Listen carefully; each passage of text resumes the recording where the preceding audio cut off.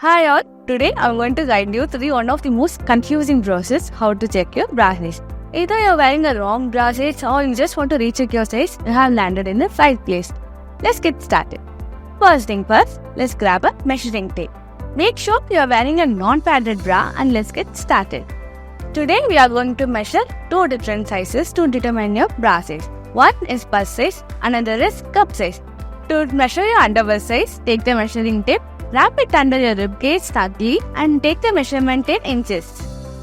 To find your upper bust size, take the measuring tape, wrap it under the fullest part of your bust and note down in inches. To determine your cup size, take your upper bust size, reduce it with lower bust size. For example, the answer is 2, the cup size is gonna be B. Remember, you need to check your bra size every 6 months. And there you have it, quick and easy guide to measure your bra size. Thanks for watching the video. Please like, comment and subscribe to the channel.